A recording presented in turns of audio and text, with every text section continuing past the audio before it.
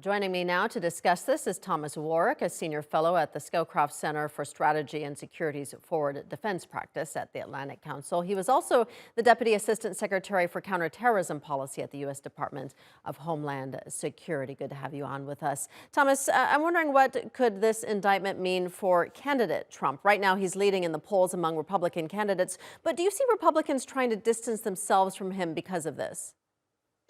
So what he started is a rally around the flag type of approach by trying to get other Republican politicians to express their support for him.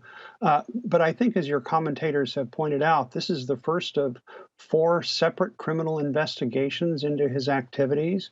And the most likely outcome, although it may provide him a temporary boost, especially in fundraising, is that as his legal troubles mount, many Republicans will look elsewhere for other candidates who would advance their views in national policy. So the race for the White House is still going to be very competitive for the Republican side, with obviously President Biden likely to run for re-election on the Democratic side. Yeah, do you think that this will likely cause a shift in thinking for Republicans away from Trump's views, which have really kind of dominated the Republican landscape for years, and back to more perhaps a traditional Republican policy way of thinking? So there is a wing of the Republican Party that President Trump was an effective advocate for.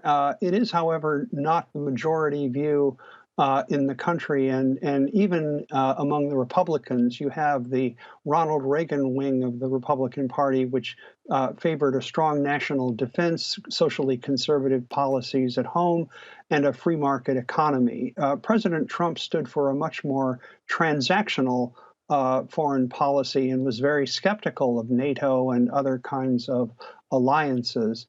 That actually has a different thread within the Republican Party that goes back many years to before World War II.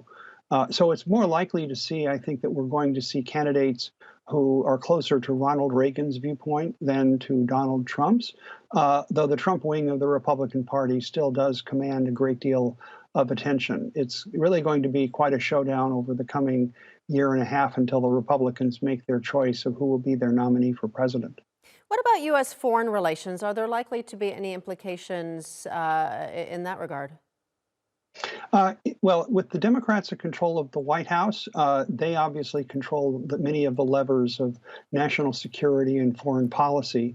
But even just in the last few days, we've seen an increasing debate among Republicans over how much they will support Ukraine, as opposed to trying to see the United States focus towards countering China.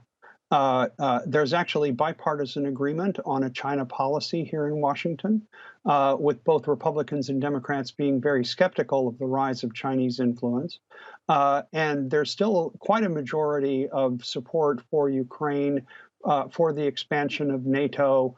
And I think these policies will continue and will probably continue under a future president, even if Republican, unless that would be Donald Trump. Right, Thomas Warrick in Washington. Thank you.